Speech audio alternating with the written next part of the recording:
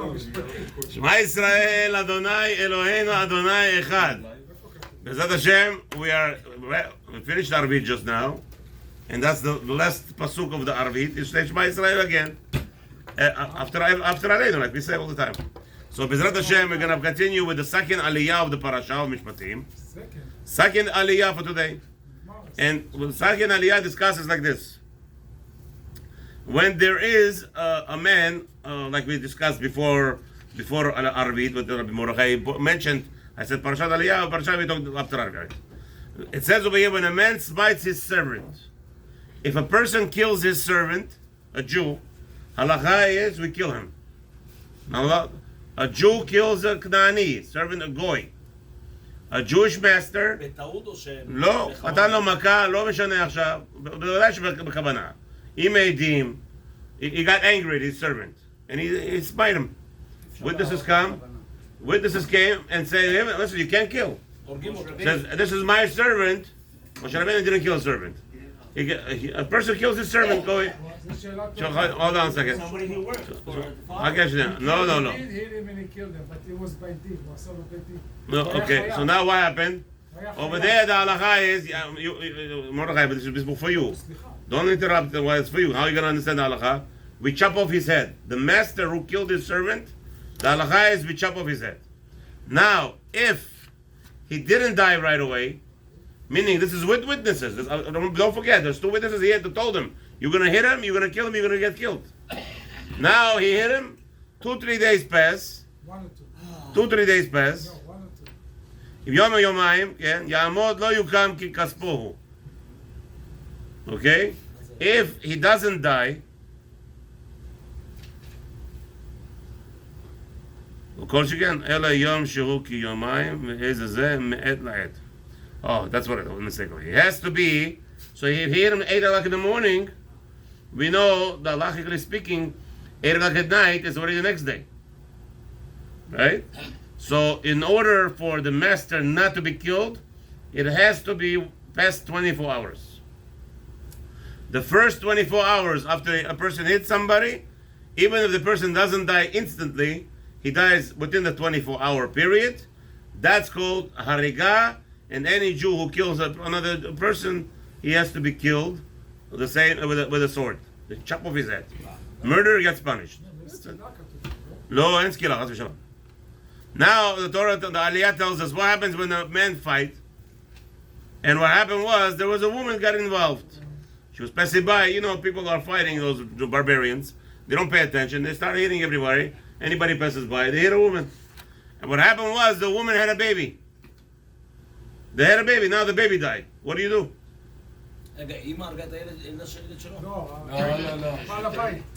Two people fighting. ואישה passed by. And they hit her in the stomach, and she had a miscarriage. מה עושים? עושים חשבון כמה הוא צריך לשלם את דמי הילד, דמי הבלד. There is a value for everything. Today they have a surrogate. How much costs the surrogate? What does that mean? $50,000 minimum. Surrogate is a $50,000. So we have to pay this woman for carrying the baby that they killed $50,000. Because that's the halacha. There's a value for everything in the Torah. What happens if she dies? The Torah tells us, what happens if she dies? Okay?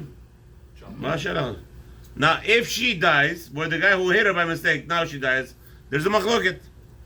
The machloket is, we kill him, it says here, or we don't kill him. So now, what do we do in the Torah? Whenever we have a machloket in reference to the words, we're killing him or not, it says we pay money. The Torah, when Torah says, this is what the Goyim make a big mistake. An eye for an eye, a tooth for a tooth, right? Leg for a leg. They explain it that somebody ripped off somebody's arm, so now we have to go and rip off his arm. What's the shevach? What's going to be worth? We Jewish people, we don't think like this. We're not barbarians. Hashem did not mean if somebody poked out somebody else's eye, now poke out his eyes. What's the benefit? The Torah says you have to poke out his eye. No, you have to go and evaluate the person, how much he's worth without an eye, with the eye, how much you would pay. So it's all about mammonus. There is no such a thing as an eye for an eye, a leg for a leg, and by Torah. Unless, in only instances that is, when there was two witnesses that saying, if you commit this crime, you get punished. And the punishment has to be specifically listed by the witnesses. If they make a mistake in their warning, no punishment also. What's your question?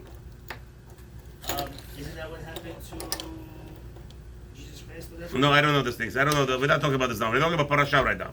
Im kofer yushad alav. Okay. Now, what happens is, this is the Parshat, the most famous Parshat in the Holy Yeshiva. We learned this. Baba Kama, right? Baba Metzia, Baba Kama. We're going to be discussing in this Aliya what happens if your animals do harm to other people's property. Today, people have dogs. Very important, dogs. I was petting a dog, and the lady told me you could pet a dog, and he ruined my $400 suit. It's a very cheap suit. It's not $1,000, obviously. I'm not so expensive, but I'm saying the dog leaped on my and ripped my whole what? She did. She ran away right away. She didn't want to pay. I don't like to start problems. I just moved to the neighborhood, so I didn't want to start problems. But Allah, she has to pay. Avada. No questions asked. An animal that does harm, you have to pay. Baruch Hashem didn't touch my skin. Didn't touch my skin. שנכנסתי לפני שנה. What happened? You probably smoked chon. Huh? Wait, what happened? No, then she tells me, no, the dog hates the heads. Which dog? The dog didn't like the head, she says. I don't understand. Why did you tell me I'm allowed to pet him then? Whatever. Anyway. Kova. Okay. Now, that's what she said. So now, what happens if a bull, as a wild bull kills many cows? So we have like this. In the Torah, they have a leniency. People are allowed to send out their cows into the forest. Everybody into the fields.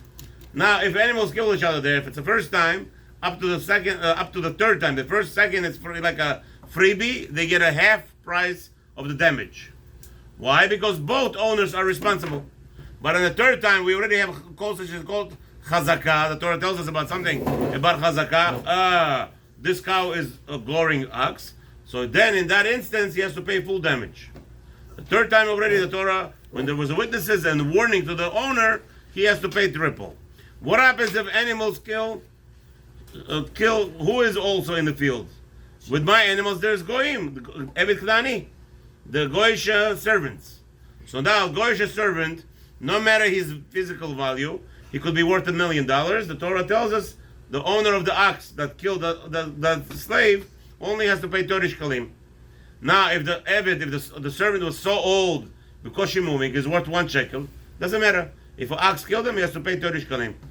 Yeah, that's the knas of the Torah. What happens now is different.